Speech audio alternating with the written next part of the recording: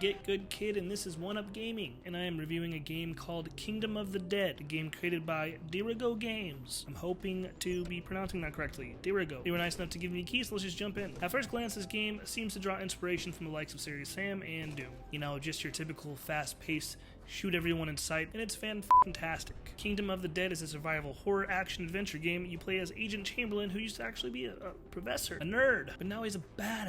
He works in a secret government program called Gatekeeper, whose main objective is to kill Death and his armies. You start off in what I can only tell is a cabin, and you have 3 manila folders in front of you on your desk. You open them up, 3 different missions or areas to go and just blow shit up in. You head off into battle, kill monsters and shit. By the way, the boss battles are epic. I was killed by a worm like 47 times. Worth it. Typically, indie games that try their hand at this style of game just they don't get it.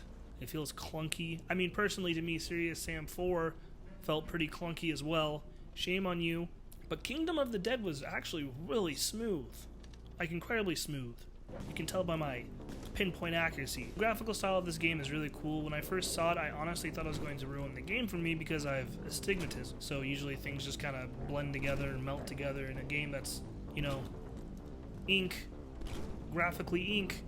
I thought, oh boy, this is gonna be a bad time for me, but it was really nice actually. They somehow made the monsters distinguishable from the rest of the environment, which I find quite intriguing considering it's all drawn in the same graphical style. You'll start the level off riding your majestic horse into battle with your revolver and trusty sword. As you progress through the level, clearing out all of the dead, you'll find the shotgun, the lever action rifle, and the Gatling gun. You know, if these dead things didn't leave these guns behind, would be a lot more difficult. And if you're lucky enough, you'll stumble upon a heart container, which gives you more overall health. Those are clutch. After you clear the entire level of all the dead things and the boss at the end, you will then find a skull in which you crush with your sword. You will retrieve back to your horse and ride back into town like nothing happened. Go back to your office and select another level, or you could go back through that level at a higher difficulty. I recommend playing through all the levels first, as that is hard, like real hard. Overall, Kingdom of the Dead gives us that familiarity with its own unique twist.